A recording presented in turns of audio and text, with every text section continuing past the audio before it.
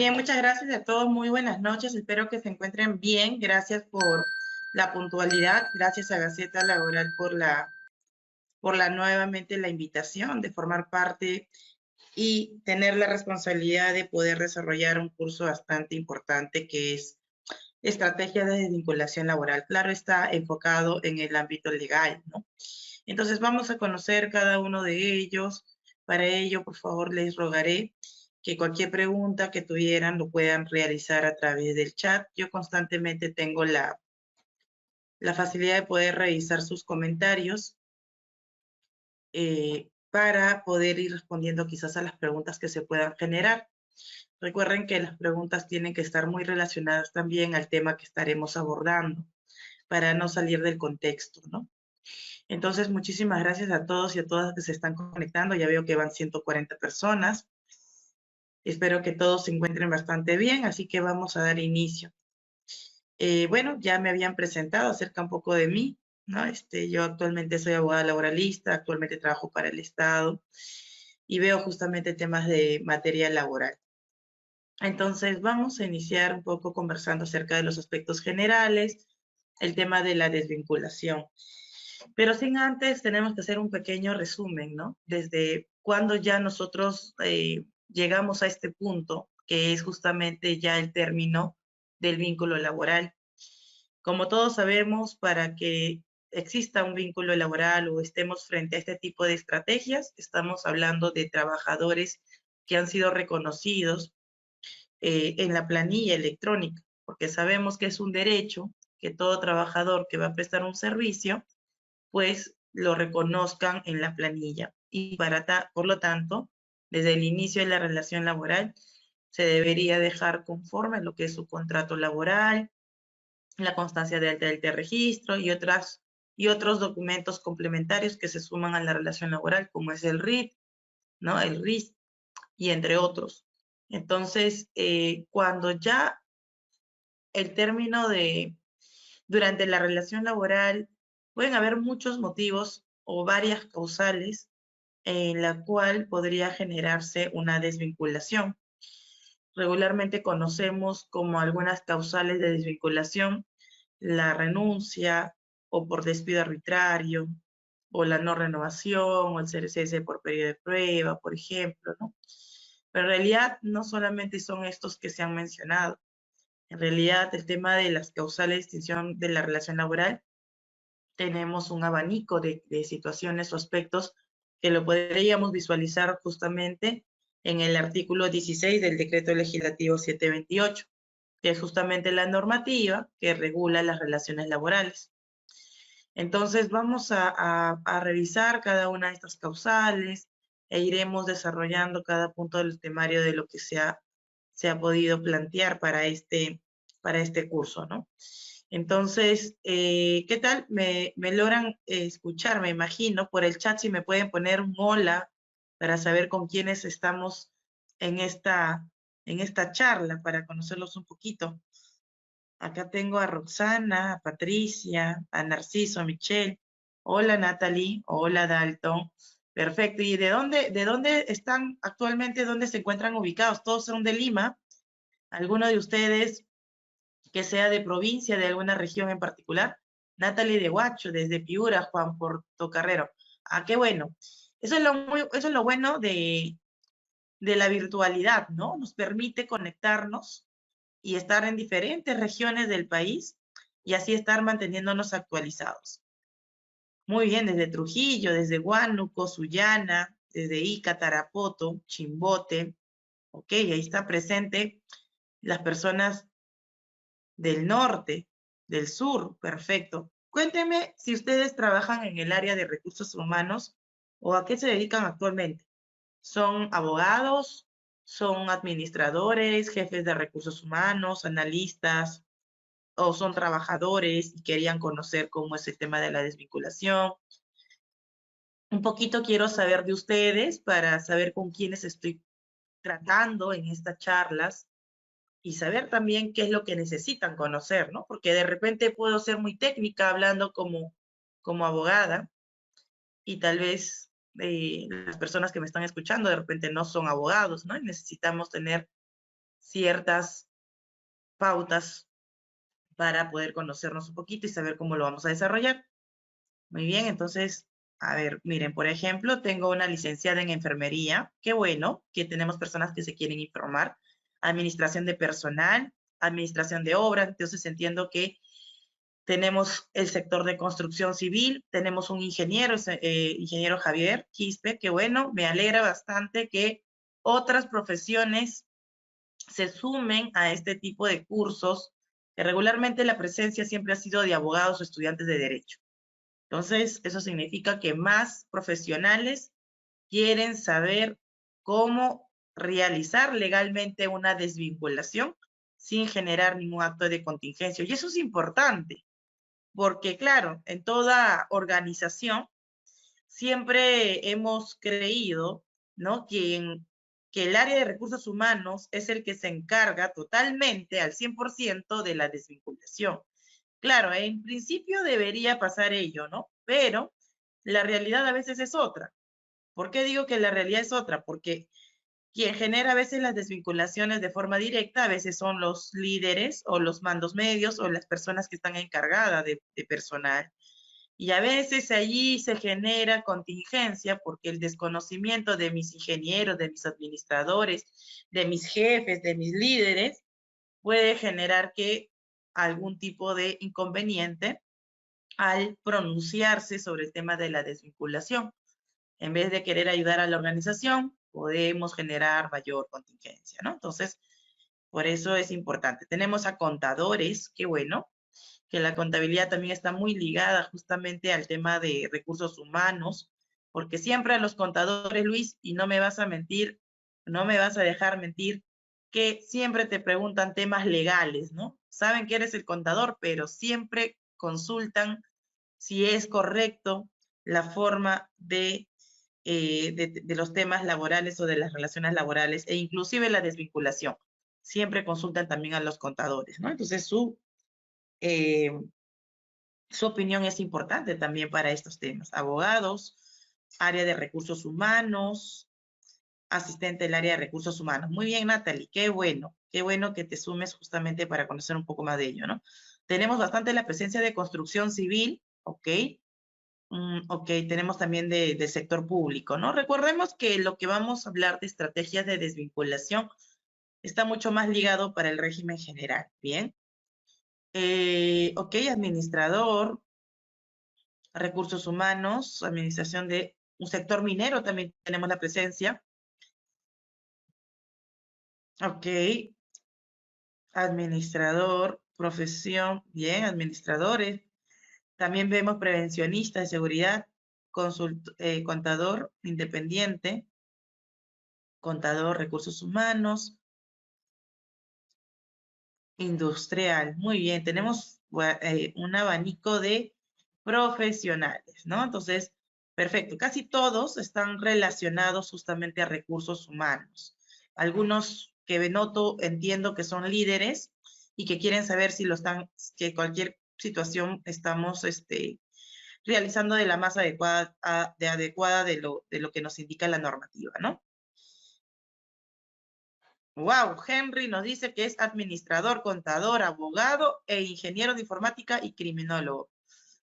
Bien, Henry, tienes un montón de profesiones. Bueno, entonces asistente de archivos, ¿ok? Muy bien, gracias. Me ha permitido conocerlos un poquito más. Vamos a tener 1, 2, 3, 4 sesiones hasta el próximo martes y vamos a ir explicándoles un poco al respecto, ¿no? Bueno, en principio hay que conocer los aspectos generales. Como yo les había mencionado, para cuando se inicia una relación laboral, es la parte más bonita, ¿no? La más bonita de una relación laboral, el inicio, las expectativas que tiene el empleador frente a los trabajadores y el trabajador con la ilusión, ¿no? De formar parte de la organización y lo que siempre buscan es un crecimiento y una estabilidad laboral.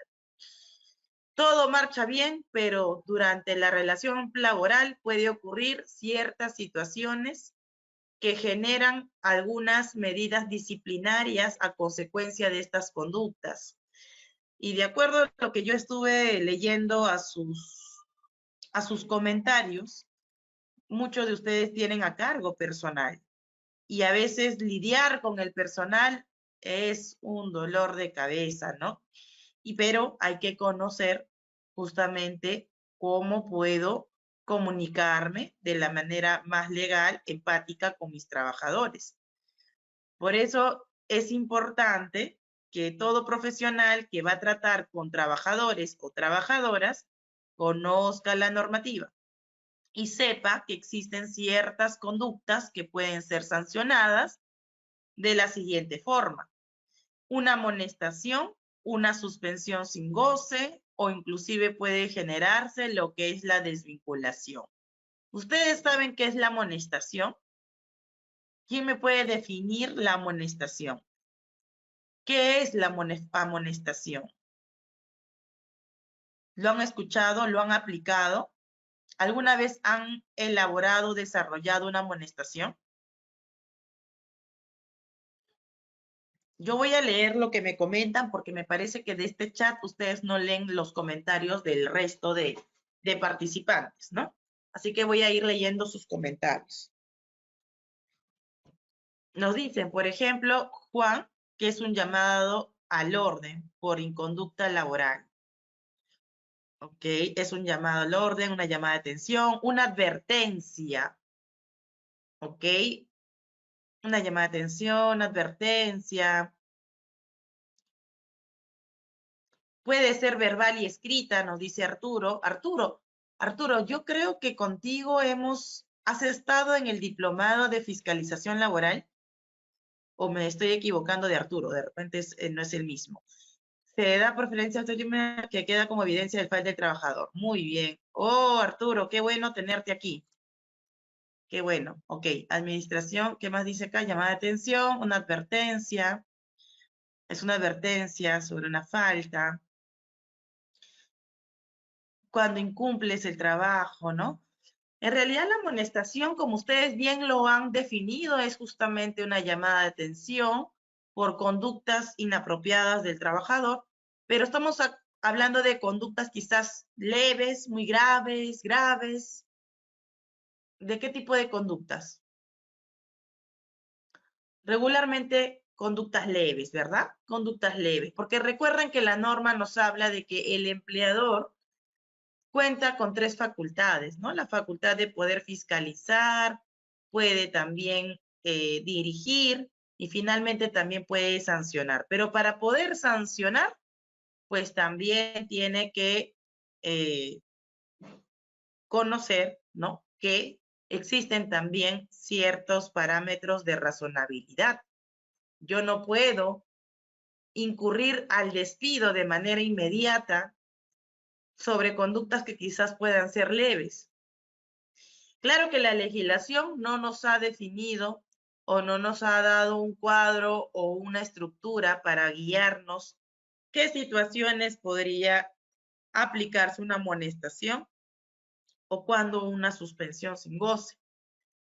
Entonces, queda mucho a criterio de ustedes como recursos humanos, como abogados, contadores, cuál sería la aplicación correcta de ciertas conductas que se puedan nosotros establecer para una amonestación, ¿no? Entonces, esto es una amonestación que si bien es cierto, la norma nos dice que puede ser verbal, como también puede ser escrita, pero lo que se sugiere siempre es que se realice la amonestación de forma escrita, ¿no? Porque finalmente, más adelante, cuando se quiera desvincular a un trabajador y se quiera al menos mencionar como antecedentes ciertas conductas, ¿cómo puedo acreditar que lo he amonestado de forma verbal? A veces eso es muy complicado. Por eso es que se recomienda que las amonestaciones de preferencia sea de manera escrita. Y la suspensión sin goce de haber de remuneraciones es también una medida disciplinaria que el empleador puede ejecutar, puede aplicar a los trabajadores por haber incurrido en ciertas conductas, entre comillas, ya más graves, ¿no? Situaciones que ya genera justamente, entre comillas, un castigo al trabajador para que no preste el servicio y tampoco sea remunerado por este tiempo que se ha suspendido la relación laboral.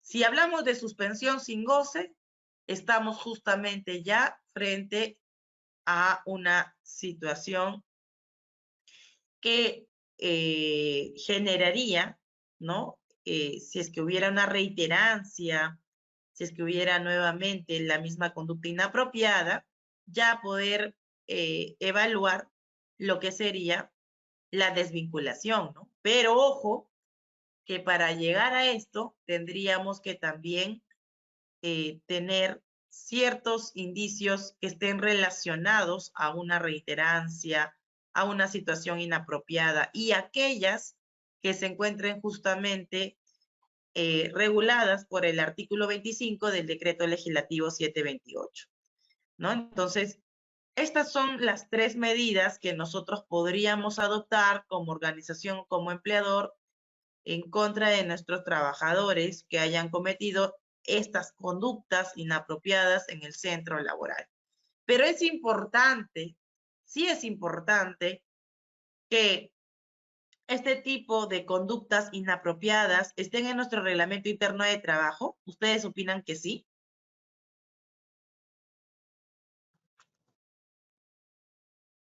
¿Aconsejarían que esté en el reglamento interno de trabajo? ¿Es una obligación que esté en el RIT?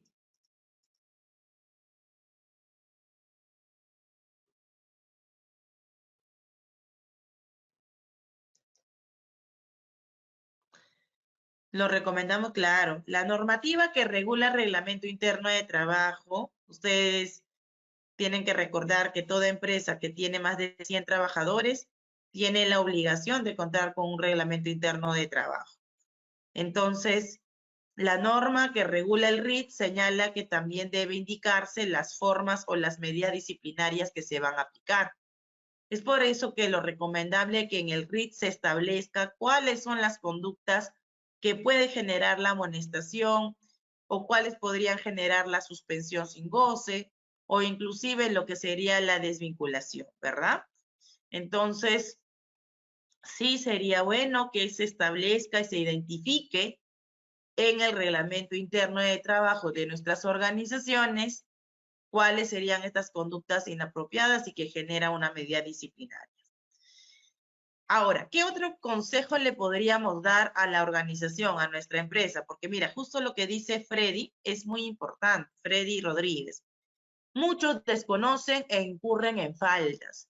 ¿Qué es lo que deberíamos también recomendar a nuestras organizaciones para que de nuestros trabajadores por lo menos sepan que algunas conductas pueden generar justamente una medida disciplinaria? ¿Qué es lo que deberíamos hacer?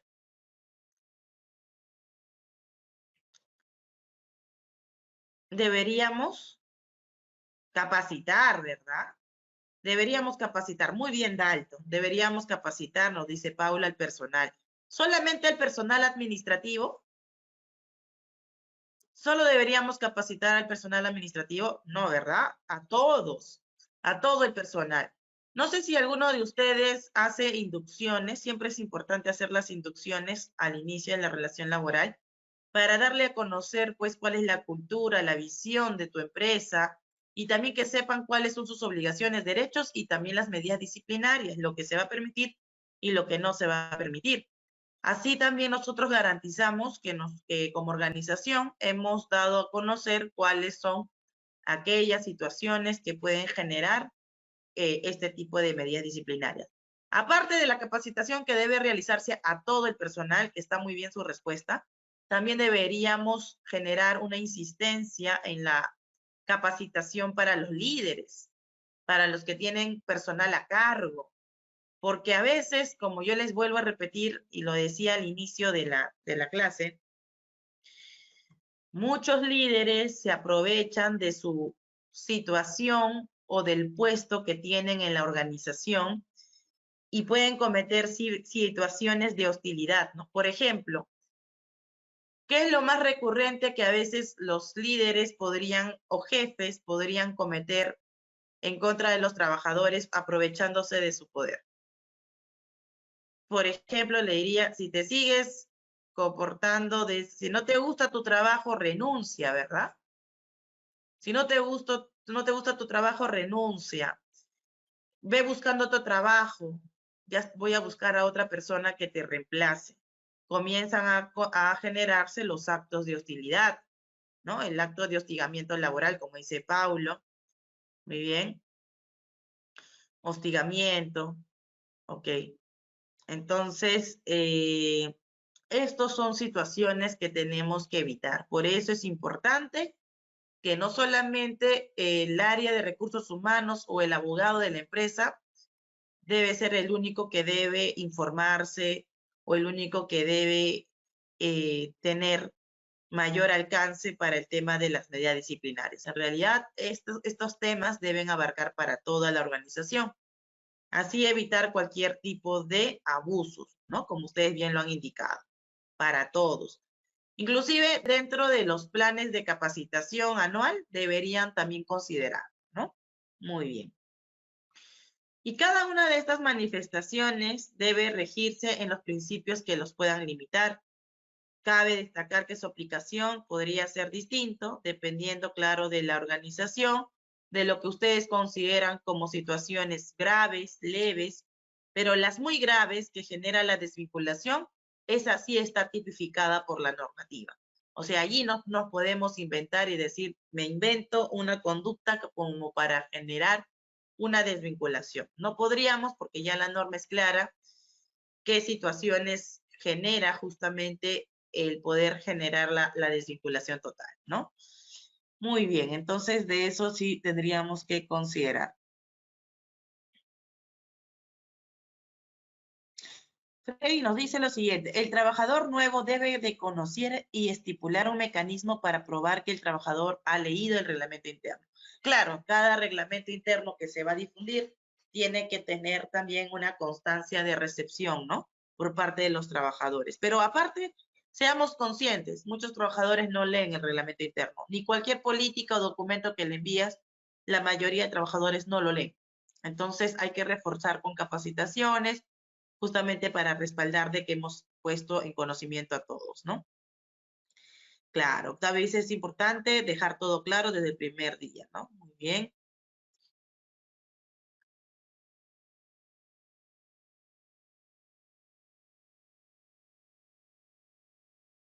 Dice Luisa. Luisa también estuvo en la clase de fiscalización laboral, si no me equivoco, anteriormente. Si envío un memo con amonestación escrita, luego un memo con suspensión sin goce de haber por un día y finalmente un memo con suspensión sin goce de 3 días. Lo siguiente sería enviar la carta de preaviso para desvincular al trabajador o debo esperar que cometa otra falta para recién enviar la carta de preaviso. Gracias, Luisa, por tu pregunta, pero recuerda que para generar una desvinculación laboral, la norma no habla de una la norma no habla de una acumulación como parte de una desvinculación, sino que para generar una desvinculación legal debe cometer una falta. Y a raíz de esa falta grave, de manera inmediata, nosotros iniciamos ya un procedimiento de despido enviando justamente ya la carta de preaviso, dándole la oportunidad de que presente sus descargos y finalmente ya procedemos a lo que es la desvinculación. Bien, pero ya eso lo vamos a ir explicando. Pero en principio, para que tengas por respuesta tu consulta, Luisa, no es una acumulación que sea legal para el tema de desvincular, sino que a la falta cometida, a la conducta cometida como falta grave, ya se origina justamente la desvinculación como tal. ¿Bien? Muy bien.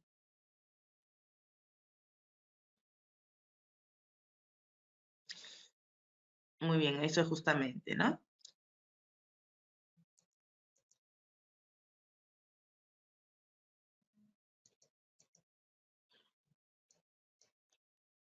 Tenemos justamente que el de la amonestación de lo que ustedes estaban comentando, es una manifestación en la cual se genera el poder disciplinario, que puede ser verbal y escrita, y que es utilizada generalmente por la autoridad competente para poder sancionar las infracciones o faltas laborales leves, ¿no?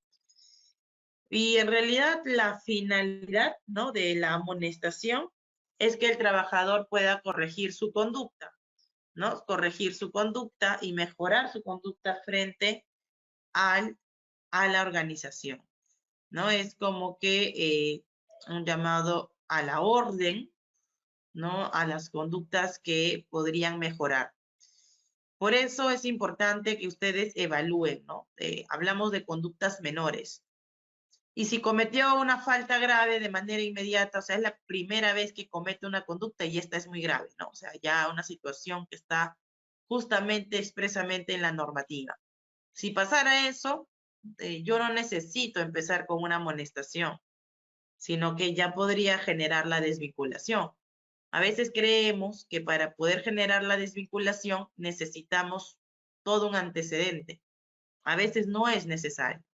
A veces puede ser que las conductas se hayan realizado por primera vez, pero que constituyen como una falta grave. Y por lo tanto, podríamos generar justamente ya la desvinculación. Bien.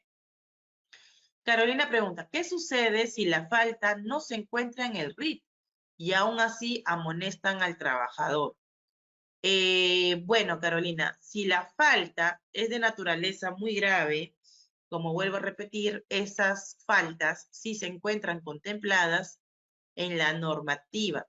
Entonces, más que un reglamento interno, va a prevalecer lo que señala la ley. Así que te da atribuciones y facultades como empleador a poder generar justamente ya la desvinculación. No está en tu RIT, pero la ley lo estipula. Está justamente considerado en la ley de productividad y competitividad laboral y por lo tanto podría generar la desvinculación. Así que no necesitas que esté en el RIT para generar la desvinculación. Bien. ¿Qué pasa si, nos preguntan, qué pasa si el trabajador ha incurrido en muchas faltas, pero la empresa era desordenada y no amonestaba ni suspendía? ¿Tendría que esperar la falta grave? Esto es una de las situaciones que recurrentemente suceden en aquellas empresas que no están bien organizadas. Son empresas que a veces todavía les cuesta contar con un procedimiento y dar seguimiento también a las medidas disciplinarias. Y eso genera obviamente a la empresa bastante inconveniente porque los trabajadores se acostumbran a realizar cualquier acto o conducta y como nadie les dice nada, como nadie los ha amonestado o suspendido, incurren varias veces en estas faltas. Entonces, nunca es tarde para mejorar. Así que si no tenemos una buena organización en cuanto a las medidas disciplinarias, bueno, ya es el momento de poder hacerlo, ¿no? Así que si no han tenido anteriormente la disposición de amonestar o suspender, es el momento de empezar a organizarnos y empezar a realizar este tipo de medidas disciplinarias, ¿no? Aplicarlas ya. Freddy pregunta, algunas faltas la ley exige que deben ser reiteradas para originar el despido. Efectivamente, lo que señala Freddy es cierto. Es importante, y lo vamos a conocer en las sesiones, que la norma precisa que existen ciertas conductas que deben tener una reiterancia, como es el caso de la impuntualidad.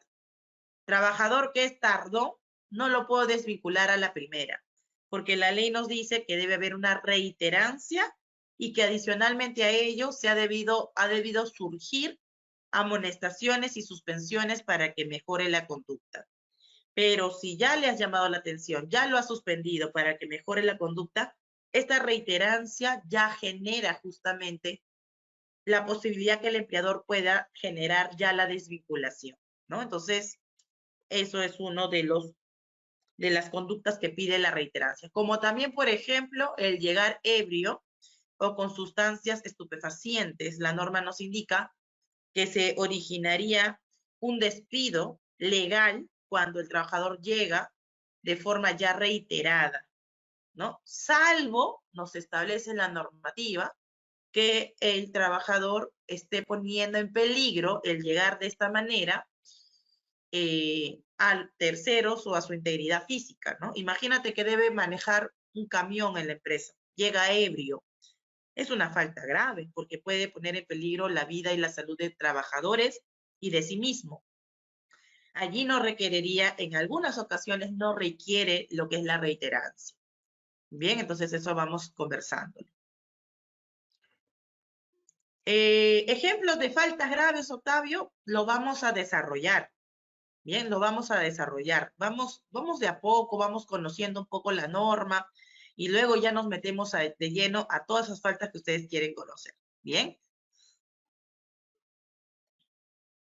Si la falta es tipificada dentro del RIT y en la norma, se genera la desvinculación. Por supuesto, pero ojo, Jacqueline, que para generar la desvinculación solo se podrá realizar si está contemplado en el artículo 25 del decreto legislativo 728, que eso lo vamos a revisar más adelante. Carolina dice, ¿qué sucede si el trabajador comete faltas leves como la tardanza? ¿Lo puedo desvincular? Bueno, eso justo hemos explicado, ¿no? Que sí puede generar la desvinculación cuando genera ya una impuntualidad reiterada. Eso también lo vamos a conversar. Para desvincular a una persona sindicalizada es mucho más complejo. No es que sea complejo, Nicola. Lo que pasa es que una persona que está sindicalizada tiene una protección, ¿bien? Una protección al despido nulo. Es decir, que si yo como empleador he decidido desvincularte porque estás sindicalizado, puede generar justamente que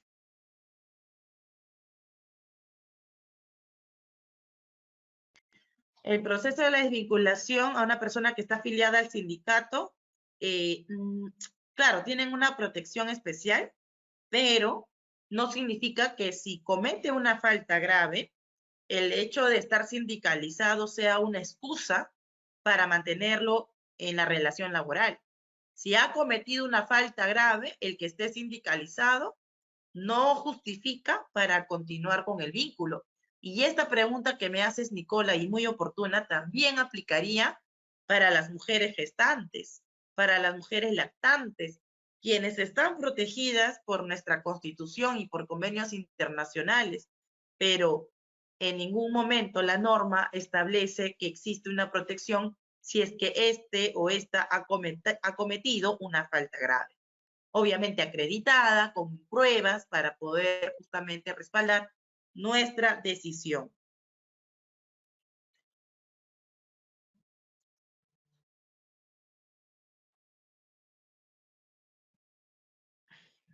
Margot pregunta si el trabajador se negara a recibir la amonestación, ¿puede constituir una falta grave el que se niegue a recibir el documento? ¿Lo puedo suspender porque no quiere recepcionar el documento? No es una causa justa de generar una suspensión por no recepcionar el documento. En esta situación tendríamos nosotros que ver otros mecanismos para poder otorgar justamente el documento, ¿no? La medida disciplinaria. ¿Cuáles son las alternativas que podríamos tener como recursos humanos? Tendríamos básicamente que realizar la vía notarial, ¿no? Por ejemplo, el conducto notarial es una de las alternativas que podríamos optar para poder comunicar justamente las cartas o las medidas disciplinarias que se vayan a dar. La amonestación es una oportunidad para que el trabajador mejore su trabajo o conducta. Sí, pues así es. Ajá.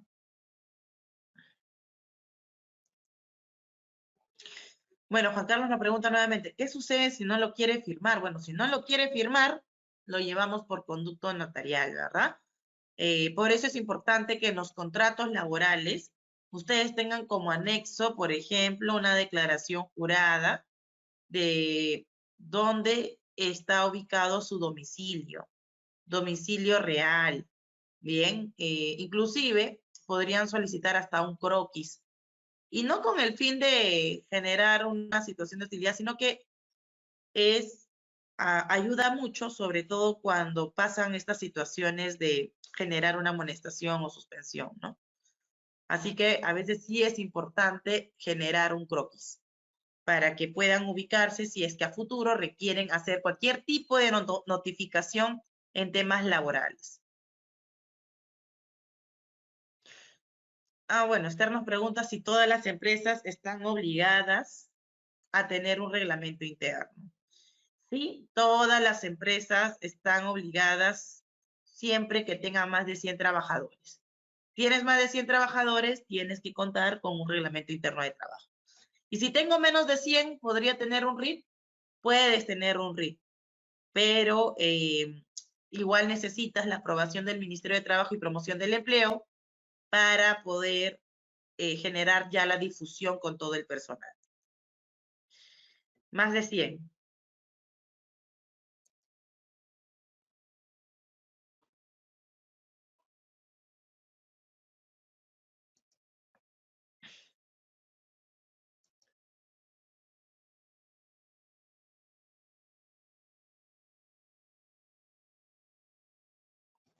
¿Qué pasa si las normas laborales contravienen con normas técnicas? Nos pregunta Juan. Por ejemplo, si suspendemos sin goce un residente de obra, la municipalidad paraliza la obra por falta de residente. ¿Ok?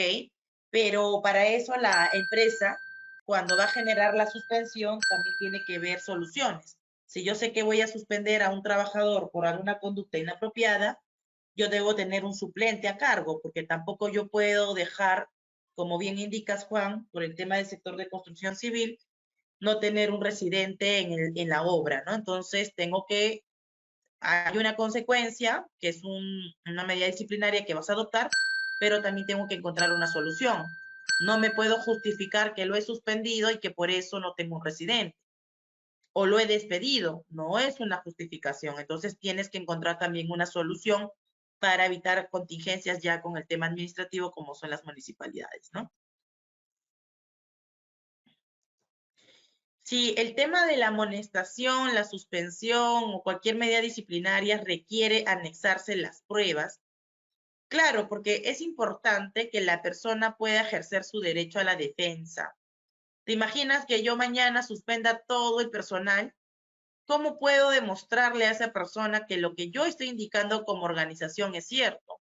Por eso es importante también darle a conocer cuál ha sido la conclusión a las investigaciones que se han podido generar, ¿no? Entonces, ¿para qué? Para que esta persona pueda ejercer su derecho a la defensa, sino cómo se defiende ante estas situaciones, ¿bien?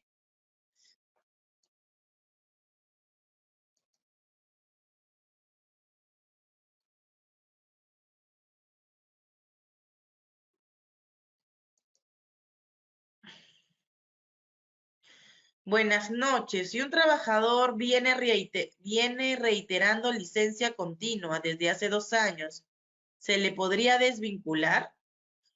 Si te refieres a una licencia sin goce, por un tema, ahí hay que preguntar un poco más, ¿no, Francisco? Ahí me interesaría saber si está con descanso médico o cuál es la causa por el cual está suspendido el trabajador.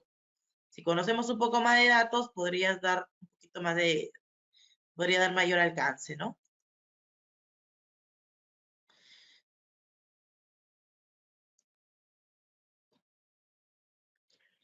Bueno, bueno, ahí tenemos varias preguntas, pero ya lo vamos respondiendo. Vamos avanzando entonces. Bueno, de la amonestación, habitualmente se presenta amonestación verbal que a veces no amerita para su corrección más que un rápido y tajante llamado a la orden, ¿no? Justo lo que estábamos conversando. Por otro lado, las amonestaciones escritas son aplicables cuando la falta cometida o sus implicancias no se agotan tan rápido en el tiempo. Simplemente la falta reviste mayor gravedad o la presencia reiterada del hecho está tipificada como falta grave, lo que hemos venido conversando, ¿no?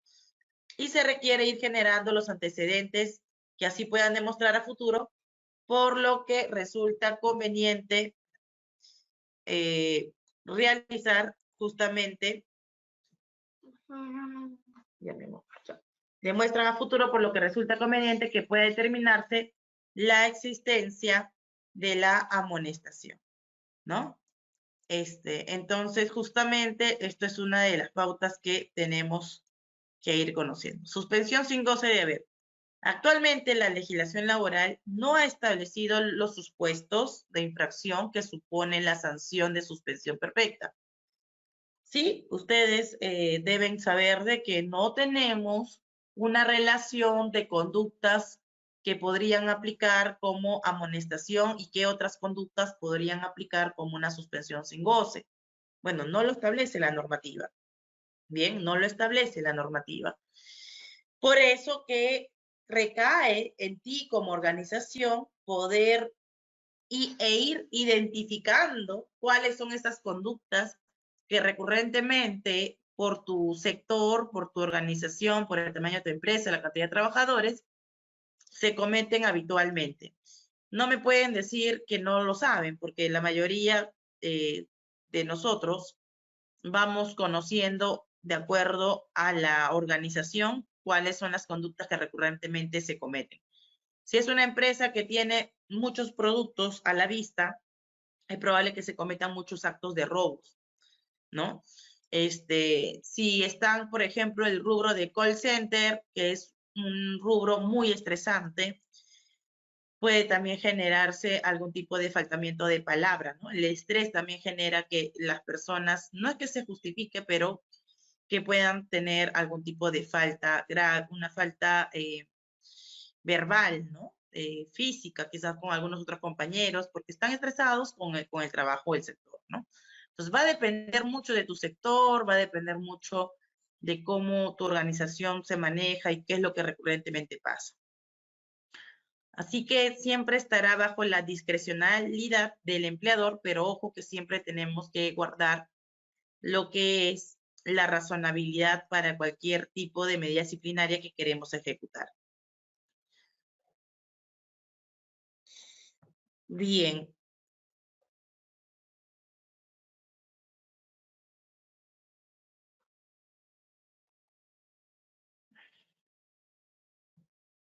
Dice, se puede desvincular un trabajador que tiene contrato laboral por un año, con 3 meses de prueba, pero no ha superado el periodo.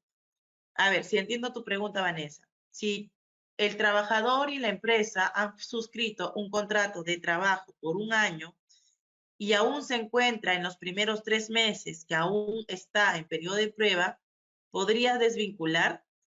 Puedes desvincular, ¿bien?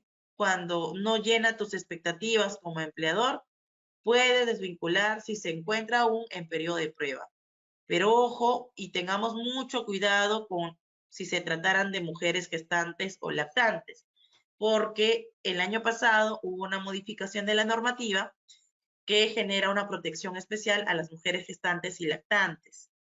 Así que a ellas no las podrías desvincular durante el periodo de prueba, porque podríamos incurrir lo que es un despido nulo. Así que hay que tener mucho cuidado con ello.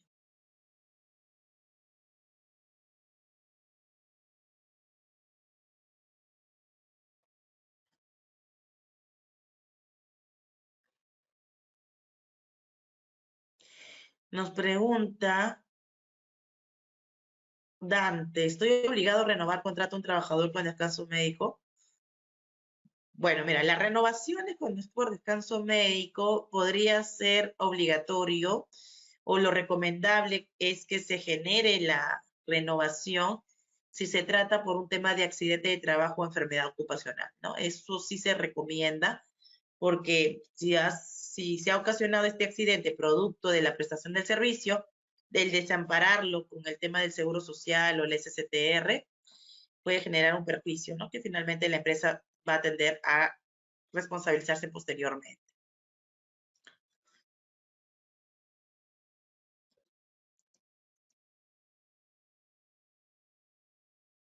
Nos pregunta, si le está iniciando un proceso de abandono laboral y luego presenta su carta de renuncia, ¿cuál tendría que primar?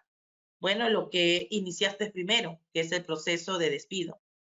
No podría presentar su carta de renuncia, pero ustedes pueden desestimar porque finalmente está en un proceso de despido. Bien.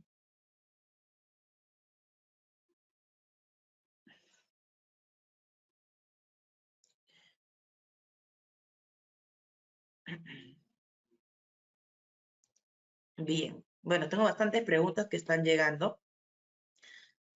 Muchas gracias por su interés. Eso es bueno.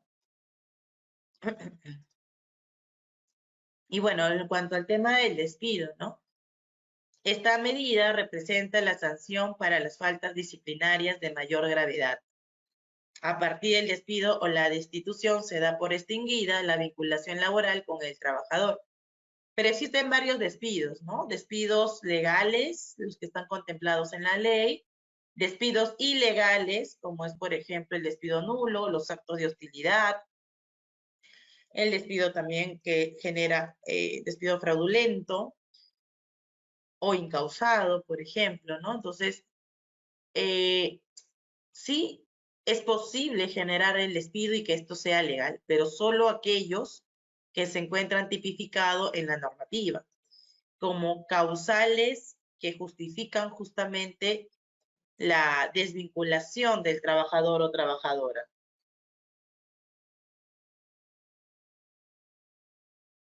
Entonces, sí se puede generar la desvinculación de los, perdón, que se fue, de los trabajadores y trabajadoras solo si se encuentran contemplados en el decreto legislativo 728, ¿no? Como falta la graves.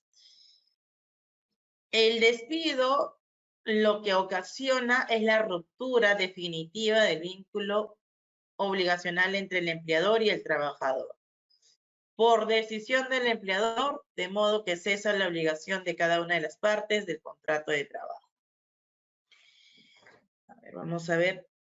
Bien, entonces esto es básicamente como para una pequeña introducción de los temas que vamos a abordar en estas 4 sesiones.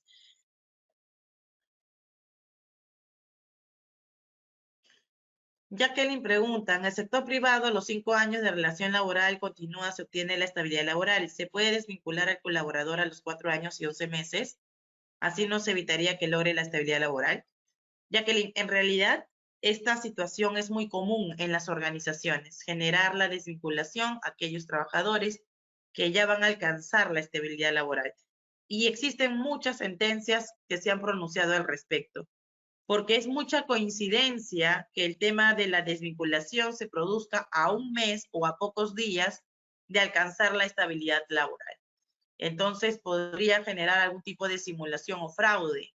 Entonces, sí, podría ser una situación que el trabajador o trabajadora puede generar como parte de un proceso judicial, ¿no? Entonces, hay que tener mucho cuidado con ello.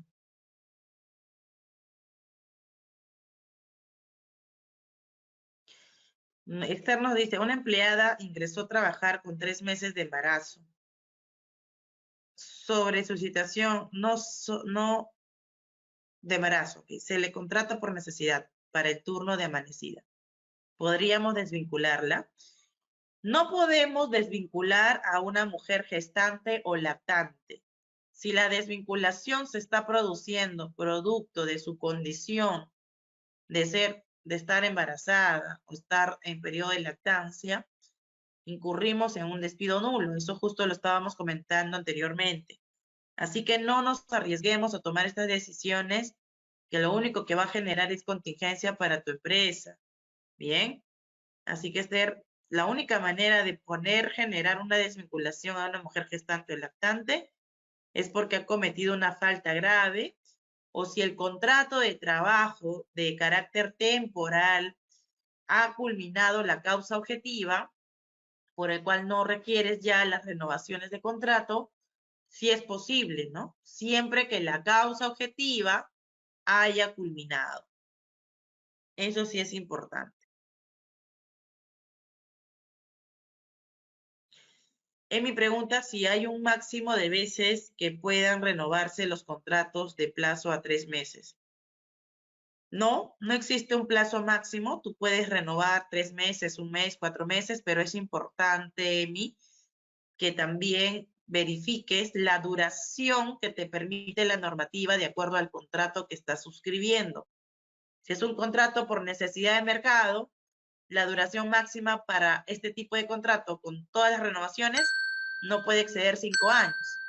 Por inicio o incremento de actividad es por 3 años, ¿no? Y así tenemos un abanico de contratos laborales que tienen una duración máxima, en la cual tenemos que considerar.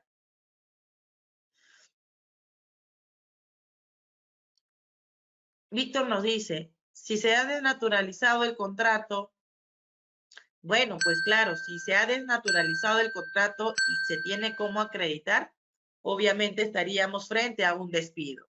Bien, frente a un despido.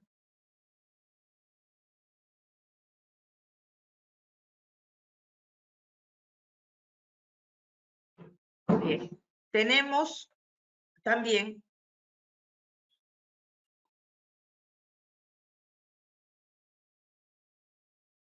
¿cuál es la duración máxima del contrato? Bueno, va a depender, ¿no?, del contrato que se vaya a usar.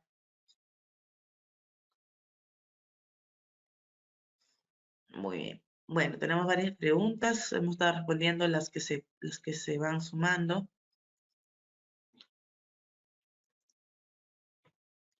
Bueno, entonces prácticamente en esta pequeña introducción tenemos justamente estas pautas para ir conociendo un poco el tema de la desvinculación y de las sanciones que nosotros podemos imponer a nuestros trabajadores, ¿no? Y ya eso vamos a ir viéndolo.